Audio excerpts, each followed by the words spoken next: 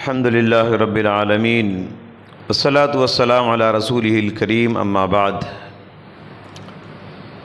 محترم سامعین، رمضان المبارک کے شروع دن سے ہی ہم نے بعد نماز عصر ایک مبارک سلسلہ شروع کیا، یعنی سیرت صحابہ اکرام کی مبارک زندگیاں، صحابہ اکرام کی بے مثال زندگیاں ہم روزانہ سماعت فرماتے ہیں۔ اور جتنے بھی لوگ اپنے کاروبار کو 15-20 منٹ کے لیے چھوڑ کے یہ پروگرام میں بیٹھتے ہیں اور سنتے ہیں، یقیناً یہ مبارکبادی کے قابل لوگ ہیں اور یہ اپنی زندگی میں بہت ہی تبدیلی پائیں گے۔ صحابہ کی زندگی کو سننے کے بعد، جاننے کے بعد اپنے دل کے اندر ایمان کا ایک جذبہ وہ محسوس کریں گے۔ آج میں آپ حضرات کی خدمت میں ایک اور جلیل القدر صحابی کی سوانح حیات اور ان کی زندگی لے کر حاضر ہوں۔ اور یہ صحابی کوئی اجنبی صحابی نہیں ہے، مسلمانوں کے کان ان سے آشنا ہیں، یعنی حضرت معاذ بن جبل بن عمر الانصاری الخزاعی الخزرجی رضی اللہ تعالیٰ عنہ تھے۔ تو یہ مدینے کے، لیکن پیارے نبی صلی اللہ علیہ وسلم مکہ ہجرت کرنے سے پہلے ہی یہ مکہ جا کر مسلمان ہو گئے، یعنی ہجرت سے 1 سال پہلے۔ مدینے کے لوگ ہر سال موسم حج میں مشرک رہتے ہوئے، کافر رہتے ہوئے کعبۃ اللہ کا حج کرنے جاتے تھے، کعبۃ اللہ کا طواف کرتے تھے۔ انہی لوگوں میں سے ایک مرتبہ حضرت معاذ بن جبل بھی آئے، اور موسم حج میں جو بھی لوگ چہار جانب سے کعبۃ اللہ کے پاس آتے تھے، اللہ کے نبی موقع سے فائدہ اٹھاتے ہوئے دعوت و تبلیغ کا کام کیا کرتے تھے، لوگوں تک دین کی بات پہنچایا کرتے تھے۔ حضرت معاذ بن جبل سے بھی ملاقات ہوئی، اور سیرت کی کتابوں میں اس ملاقات کو بیعۃ العقبۃ الاولی، بیعۃ العقبہ الثانیہ کہا جاتا ہے۔ تو حضرت معاذ بن جبل بیعۃ العقبہ الثانیہ میں پیارے نبی صلی اللہ علیہ وسلم سے بیعت کی اور وہ مسلمان ہو گئے ہجرت سے 1 سال پہلے۔ مسلمان ہونے کے بعد گویا یوں سمجھیے کہ باقی ساری زندگی خدمت اسلام کے لیے انہوں نے وقف کر دیا۔ بدر ہو یا جنگ بدر کے بعد جتنے جنگیں ہوئی ہیں، تقریباً سارے جنگوں میں نبی صلی اللہ علیہ وسلم کے ساتھ حضرت معاذ بن جبل رضی اللہ تعالیٰ عنہ شریک تھے۔ اپنے علم کی وجہ سے، اپنے فہم کی وجہ سے اور اپنے اعلیٰ اخلاق کی وجہ سے حضرت معاذ بن جبل رضی اللہ تعالیٰ عنہ ان کو نبی صلی اللہ علیہ وسلم کی خصوصی محبت حاصل تھی۔ نبی حضرت معاذ سے ٹوٹ کر محبت کرتے تھے۔ ویسے تو اللہ کے نبی صلی اللہ علیہ وسلم سارے صحابہ کو چاہتے تھے، لیکن بعض صحابہ سے اللہ کے نبی بہت محبت کرتے تھے۔ انہی میں سے ایک صحابی حضرت معاذ بن جبل بھی ہیں۔ خود ایک مرتبہ نبی کریم صلی اللہ علیہ وسلم حضرت معاذ سے اس محبت کا اظہار کرتے ہوئے کہتے ہیں، یا معاذ انی احبک، اے معاذ میں تم کو بہت چاہتا ہوں۔ فلا تدعنا دبر كل صلاة ان تقول، لہذا اس محبت کے نتیجے میں، اس چاہت کے نتیجے میں میں ایک دعا سکھانا چاہتا ہوں، میں ایک ذکر سکھانا چاہتا ہوں۔ وہ یہ ہے کہ ہر نماز کے بعد اس ذکر کو پڑھنا نہ چھوڑنا، ہر نماز کے بعد اس ذکر کی ضرور پابندی کرنا۔ سلام پھیرنے کے بعد کیا ہے وہ ذکر؟ پیارے نبی نے سکھایا، ربی اعنی علی ذکرک و شکرک و حسن عبادتک، اے اللہ مجھے توفیق دے کہ میں تیرا ذکر کروں، مجھے توفیق دے میں تیرا شکر کروں، مجھے توفیق دے میں تیری اچھی بندگی کروں، اچھی طرح سے عبادت کروں۔ یہ دعا اللہ کے نبی نے سکھائی حضرت معاذ کو۔ یہاں پر ایک ہوتی ہے کسی سے محبت کرنا، دوسری بات یہ ہوتی ہے کہ اس محبت کا اظہار کرنا۔ اللہ کے نبی محبت بھی کرتے تھے اور محبت کا اظہار بھی زبان سے کرتے تھے، اور اس محبت کے نتیجے میں پیارے نبی ایک دعا بھی سکھائے۔ گویا یہ دعا ایک خزانے کی حیثیت رکھتی ہے، کیونکہ خاص محبت کے نتیجے میں یہ خاص دعا اللہ کے نبی نے اپنے خاص صحابی حضرت معاذ بن جبل کو سکھائے تھے۔ اور یہ بات بھی حضرت معاذ بن جبل کے لیے بڑی اعزاز کی، بڑی اکرام کی، بڑے انعام کی بات تھی کہ نبی صلی اللہ علیہ وسلم نے ان کے علم پر اعتبار کیا، ان کی سمجھ پر بھروسہ کیا، ان کے علم و فہم پر اللہ کے نبی صلی اللہ علیہ وسلم نے اتنا اعتبار کیا کہ ایک مرتبہ فرمایا ارحم امتی بامتی ابو بکر، میری امت میں سب سے زیادہ رحم دل ابو بکر ہیں، اور میری امت میں دین میں سب سے زیادہ سخت حضرت عمر ہیں۔ بہت سارے صحابہ کے خصوصیات ذکر کیے، پھر فرمایا وَأَعْلَمُهُمْ بِالْحَلَالِ وَالْحَرَامِ معاذ بن جبل، اور میری امت میں حلال و حرام کا سب سے زیادہ علم رکھنے والی شخصیت معاذ بن جبل رضی اللہ تعالیٰ عنہ کی ہے۔ حلال و حرام کا علم کوئی آسان علم نہیں ہے، کتنے حلال چیزیں ہیں، کتنے حرام چیزیں ہیں، سب کی جانکاری رکھنا۔ علم کے بہت سارے درجات ہیں، علم کے بہت سارے شعبے ہیں، علم کے بہت سارے برانچز ہیں، لیکن اس میں سب سے اعلیٰ درجہ، اس میں سب سے مشکل درجہ وہ حلال اور حرام کا علم رکھنا۔ یہ علم کسے تھا؟ پیارے نبی نے فرمایا میری امت میں اس کا علم سب سے زیادہ حضرت معاذ بن جبل رضی اللہ تعالیٰ عنہ کو تھا۔ یہی وجہ ہے کہ بعض ایسی باتیں اللہ کے نبی صلی اللہ علیہ وسلم کسی کو نہیں بتاتے تھے، لیکن وہ باتیں بھی اللہ کے نبی حضرت معاذ بن جبل کو بتا دیا کرتے تھے۔ کیوں بتاتے حضرت معاذ کو؟ اس لیے کہ اللہ کے نبی جانتے تھے ان کا علم اس درجے کا ہے، ان کے علم پر اعتبار کر کے، ان کی سمجھ پر اعتبار کر کے کہ معاذ صحیح طور پہ سمجھیں گے اور غلط فہمی کا شکار نہیں ہوں گے، اسی لیے اللہ کے نبی بعض باتیں کسی کو نہیں بتاتے تھے، لیکن حضرت معاذ کو بتا دیا کرتے تھے۔ چنانچہ ایک مرتبہ اللہ کے نبی صلی اللہ علیہ وسلم گدھے پہ سوار تھے اور پیچھے حضرت معاذ بن جبل رضی اللہ تعالیٰ عنہ سوار تھے۔ اللہ کے نبی صلی اللہ علیہ وسلم نے سفر میں حضرت معاذ سے فرمایا یا معاذ، اے معاذ۔ حضرت معاذ نے کہا لبیک و سعدیک یا رسول اللہ، اللہ کے نبی میں حاضر ہوں، آپ کی اطاعت کرنے کے لیے، آپ کی بات سننے کے لیے میرے کان حاضر ہیں، کیا ہے بتائیے۔ پھر اللہ کے نبی نے فرمایا یا معاذ، اے معاذ۔ پھر وہی جواب دیا، حضرت معاذ نے کہا لبیک و سعدیک یا رسول اللہ، اللہ کے نبی میں حاضر ہوں، بتائیے کیا بتانا چاہتے ہیں آپ۔ پھر تیسری مرتبہ اللہ کے نبی نے کہا یا معاذ، اے معاذ۔ پھر حضرت معاذ نے کہا اللہ کے نبی لبیک و سعدیک، میں حاضر ہوں، میرے کان تیار ہیں آپ کی باتیں سننے کے لیے، بتائیے آپ کیا بتانا چاہتے ہیں۔ تین بار اللہ کے نبی نے کہا اے معاذ، اے معاذ، اے معاذ۔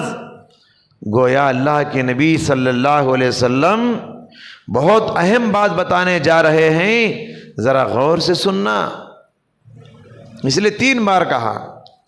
پھر اللہ کے نبی نے فرمایا اتدری ما حق اللہ علی العباد وما حق العباد علی اللہ، کیا تمہیں معلوم ہے بندوں پر اللہ کا حق کیا ہے اور اللہ پر بندوں کا حق کیا ہے؟ حضرت معاذ نے کہا اللہ و رسولہ اعلم، اللہ رسول بہتر جانتے ہیں، مجھے تو نہیں معلوم۔ پیارے نبی صلی اللہ علیہ وسلم نے فرمایا حق اللہ علی العباد ان یعبدوہ ولا یشرک بہ شیئا، بندوں پر اللہ کا حق یہ ہے کہ وہ صرف اور صرف ایک اللہ ہی کی عبادت کریں، اس کے ساتھ کسی کو شریک نہ کرے۔ اور اللہ پر بندوں کا حق یہ ہے اللہ یعذب من لا یشرک بہ شیئا، جو بندے شرک نہیں کرتے انہیں عذاب نہ دیا جائے۔ یہ حدیث سننے کے بعد حضرت معاذ نے کہا افلا ابشر الناس، اے اللہ کے نبی اتنی بڑی خوشخبری کیا میں لوگوں کو بتا دوں؟ پیارے نبی نے فرمایا لا تبشرہم، اس حدیث کو آپ لوگوں کو مت بتائیے، فیتکلون، کیونکہ وہ صرف اس حدیث پہ بھروسہ کر کے، اللہ پہ بھروسہ کر کے بیٹھ جائیں گے اور عمل کرنے میں سستی دکھائیں گے۔ کیا ہے بشارت اس حدیث میں؟ خوشخبری کیا ہے؟ اللہ کے نبی نے بتایا کہ جو بندے اللہ کے ساتھ شرک نہیں کرتے اللہ انہیں عذاب نہیں دے گا، اور جو بندے اس کی عبادت کرتے ہیں وہ بندے جنت میں جائیں گے۔ تو گویا اس حدیث میں عظیم بشارت ہے کہ جو شرک نہیں کریں گے وہ جنت میں جائیں گے، جو شرک سے بچ جائیں گے وہ جنت میں جائیں گے۔ مطلب لوگ کیا سمجھیں گے؟ غلط سمجھ جائیں گے، سب کچھ کر سکتے، ایک شرک سے بچ گئے جنت مل جائے گی۔ تو اس لیے لوگ اللہ پہ بھروسہ کر کے شرک سے رک جائیں گے اور عمل کرنے میں سستی دکھائیں گے، دوسرے گناہ کرنے میں آگے بڑھ جائیں گے۔ اسی لیے اللہ کے نبی نے فرمایا اے معاذ کسی کو نہیں بتانا، یہ بات صرف آپ کے لیے ہے، میں بتایا ہوں۔ یہاں دیکھیے غور کیجئے، اللہ کے نبی صلی اللہ علیہ وسلم جو بات دوسروں کو بتانے سے منع کر رہے ہیں مگر وہ بات حضرت معاذ کو بتا رہے ہیں، تو معلوم یہ ہوا حضرت معاذ پر اللہ کے نبی کو بھروسہ تھا کہ وہ غلط نہیں سمجھیں گے، وہ صحیح سمجھیں گے، اسی لیے بعض خاص باتیں انہی کو بتایا کرتے تھے۔ جب اللہ کے نبی نے کہا کسی کو نہیں بتانا، تو پھر یہ بات آج ہم سب کو کیسے معلوم ہو گئی؟ کیسے پتہ چل گیا؟ ساری امت اس حدیث کو جانتی ہے، کیونکہ یہ سوال ہمارے ذہنوں میں پیدا ہوتا ہے۔ اس کا جواب یہی ہے، حضرت معاذ بن جبل رضی اللہ تعالیٰ عنہ پوری زندگی یہ حدیث کسی کو نہیں بتائے، پوری زندگی اس حدیث کو، اس امانت کو چھپا کے رکھے، لیکن موت کے وقت انہوں نے بتا دیا اس حدیث کو۔ کہا کیوں؟ موت کے وقت ان کو ڈر ہوا، یہ اندیشہ ہوا اللہ کے نبی کی اس حدیث کو لے کر اگر میں مر جاؤں، کسی کو نہ بتاؤں، شاید مجھے حدیث رسول کو چھپانے کا گناہ ملے گا، اس ڈر سے انہوں نے مرنے سے پہلے بتا دیا۔ تو حضرات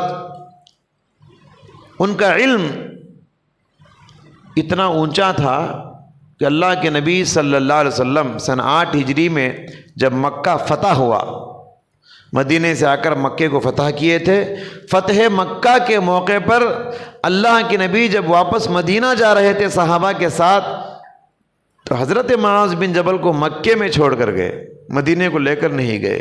کہا کیوں؟ وہ بہت بڑے عالم تھے، علم والے تھے۔ اللہ کے نبی نے کہا تم مکے ہی میں رہو، مکے کے لوگوں کو تعلیم سکھاؤ، مکے کے لوگوں کو قرآن سکھاؤ، مکے کے لوگوں کو علم سکھاؤ۔ اللہ کے نبی نے ان پر اعتبار کر کے فتح مکہ کے موقع پر ان کو مکے ہی میں چھوڑ کر گئے تھے۔ سن 9 ہجری میں حضرت معاذ بن جبل رضی اللہ تعالیٰ عنہ کو آپ صلی اللہ علیہ وسلم نے اتنا بڑا اعزاز دیا، اتنا عزت کا مقام دیا کہ ان کو یمن کا گورنر بنایا، یمن کا داعی بنا کر بھیجا، یمن کو عامل صدقہ بنا کر بھیجا، صدقہ وصول کرنے والا، یمن کا جج یعنی قاضی بنا کر بھیجا سن 9 ہجری میں. یہ حضرت معاذ کے لیے کتنی بڑی بات ہے. اللہ کے نبی صلی اللہ علیہ وسلم نے ان کو اعزاز دیا. حالانکہ مدینے کے اندر اور مکے کے اندر بہت سارے صحابہ تھے. ان سارے صحابہ میں اللہ کے نبی کی نظر پڑی تو کس پر پڑی؟ حضرت معاذ بن جبل رضی اللہ تعالیٰ عنہ پہ نظر پڑی. اور ان کو انتخاب کر کے اللہ کے نبی نے 3 ذمہ داریاں دے کر بھیجے. یہ ایک تو دعوت و تبلیغ کی ذمہ داری، دوسرا عامل صدقہ کی ذمہ داری صدقہ وصول کرنے کی، تیسرا وہاں کے گورنر یمن کے گورنر بنا کر اللہ کے نبی اور قاضی بنا کر وہاں بھیجے تھے. اور بھیجنے سے پہلے اللہ کے نبی صلی اللہ علیہ وسلم نے کچھ باتوں کی نصیحت کی. یمن جا رہے ہو معاذ، کچھ باتیں سن لو. انک تأتی قوم من اہل الکتاب، ایسی قوم کے پاس تم جا رہے ہو یمن والے اہل کتاب ہیں، یعنی آسمانی کتاب کو ماننے والے ہیں. وہ تورات کو، انجیل کو، یعنی یہود و نصارہ کرسچن وہاں رہتے ہیں، جوس وہاں رہتے ہیں.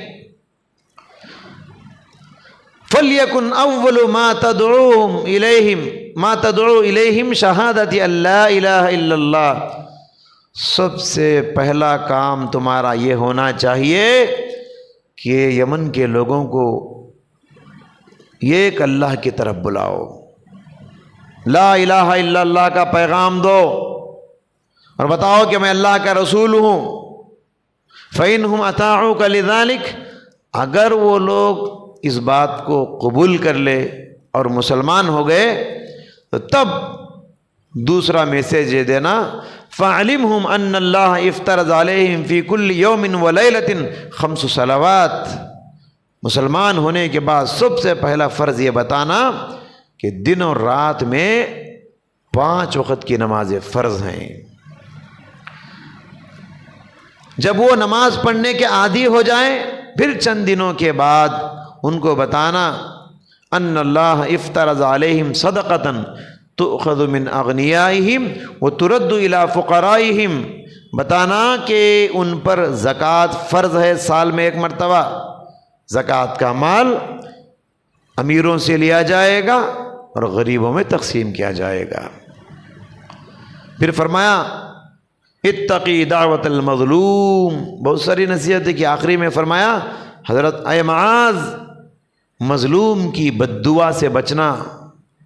فَإِنَّهُ لَيْسَ بَيْنَهُ وَبَيْنَ اللَّهِ حجاب، اس لیے کہ اللہ اور مظلوم کی بددعا یہ دونوں کے درمیان کوئی پردہ نہیں ہے، کوئی آڑ نہیں ہے، کوئی رکاوٹ نہیں ہے. مظلوم کی تکلیف کی آہ نکلتی ہے، ڈائریکٹ اللہ کے پاس جاتی ہے، اللہ کے دربار کو کھٹکھٹاتی ہے اور اللہ اس کی مدد کرتا ہے. بعزتی و جلالی لانصرنہ ولو بعد حین، اللہ کہتا ہے میرے عزت و جلال کی قسم میں تیری ضرور مدد کروں گا. اس لیے مظلوم کی بددعا سے بچو. اللہ کے نبی نے حضرت معاذ کو نصیحت کر کے بھیجا. ایسا نہیں ہونا چاہیے کہ تم بادشاہ بن کے، گورنر بن کے، جج بن کے جا رہے ہو، بڑے بن کے جا رہے ہو، جس پر چاہے ظلم کرو. نہیں، شریعت کے قانون کے مطابق چلنا، کمزوروں کے ساتھ احسان کرنا. بہرحال ایک مثالی زندگی گزارنے کے بعد جب وہ مسلمان ہوئے تھے اس وقت ان کی عمر تقریباً 18 سال کی تھی. سن 17 ہجری میں، یا کہا جاتا ہے کہ سن 18 ہجری میں حضرت معاذ بن جبل انتقال ہوئے. کیسے انتقال ہوئے؟ ایک وبائی بیماری کی شکار ہو کے انتقال ہوئے. جیسے آج کل ہمارے پوری دنیا کے اندر کووڈ-19 کرونا وائرس پھیلا ہوا ہے. یہ ایک وبائی پھیلنے والی بیماری ہے جس کے زد میں آ کر اچھے انتقال ہو جا رہے ہیں. ویسے ہی اسی وبائی بیماری ملک شام میں ایک شہر ہے، ایک سٹی ہے، امواس اسے کہا جاتا ہے. امواس میں ایک بیماری پھیلی، اسے طاعون کہا جاتا ہے، انگریزی میں اسے پلیگ کہتے ہیں، پلیگو ویادی اسے تیلگو میں کہا جاتا ہے. تو پلیگ کی بیماری پھیلی تھی، پھیلنے والی بیماری. تقریباً 25,000 سے زیادہ لوگ اس بیماری کے شکار ہو کے انتقال ہو گئے۔ انہی میں سے ایک حضرت معاذ بن جبل رضی اللہ تعالیٰ عنہ اس بیماری کے شکار ہو گئے، پلیگ بیماری کے، اور اسی میں وہ انتقال ہو گئے۔ یہاں ایک نکتہ ہم کو سمجھنے کا یہ ہے، بیماری کسی کو بھی آ سکتی ہے، ایسا نہیں کہ بڑے صحابی ہیں ان کو نہیں آئے گی، اور یہ بات بھی نہیں کہ بیماری کے شکار ہو گئے کوئی بڑے آدمی تو وہ بیکار آدمی نہیں ہو سکتے، وہ گنہگار نہیں ہو سکتے، اللہ والے بھی بیماریوں کے شکار ہو سکتے ہیں۔ جیسے ہم سن رہے ہیں کرونا وائرس کی وجہ سے بڑے بڑے دنیا کے جانے مانے علماء انتقال ہو گئے اس بیماری کے شکار ہو کے۔ ابھی رمضان سے پہلے ہندوستان سے باہر بھی بہت مشہور شخصیت تمل ناڈو کے ڈاکٹر آر کے نور محمد عمری مدنی حفظ اللہ انتقال ہو گئے رحمہ اللہ۔ اور آج ہی کی بات ہے، تروپتی کا جو بڑا مدرسہ ہے جامعہ نسوان، اس کے پریزیڈنٹ مولانا ابو عمار منور محمدی مدنی انتقال ہو گیا آج کرونا وائرس کے شکار ہو کے۔ اس طرح یہ وائرس جو ہے، یہ پھیلنے والی جو بیماریاں جو ہے، اس میں بڑے بڑے اللہ والے بھی انتقال ہو سکتے ہیں، بڑے بڑے علماء بھی انتقال ہو سکتے ہیں۔ ہاں، بیماری یہ نہیں دیکھتی کہ فلاں آدمی کون ہے، کسی بھی بیماری چھو سکتی ہے، لہٰذا احتیاطی تدابیر اپنانے کی ضرورت ہے۔ اسی طاعون کی بیماری کے شکار ہو کے حضرت معاذ بن جبل رضی اللہ تعالیٰ عنہ انتقال فرما گئے، اور انتقال کے وقت ان کی عمر کیا تھی؟ بعض روایتوں کے مطابق 30 پر 3 سال، بعض روایتوں کے مطابق 30 پر 4 سال، بعض روایتوں کے مطابق 30 پر 8 سال، بہت کم عمر تھی ان کی۔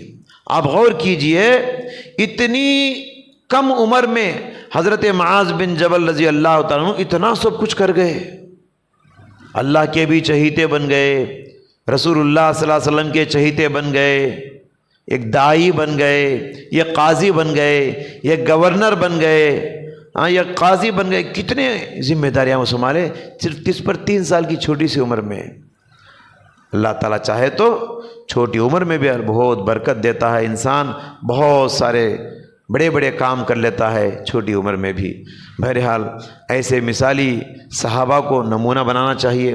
اللہ سے دعا ہے اللہ سبحانہ و تعالیٰ ہم سب کو صحابہ کرام کے نقش قدم پر چلنے کی توفیق عطا فرمائے، آمین۔ وآخر دعوانا ان الحمد للہ رب العالمین۔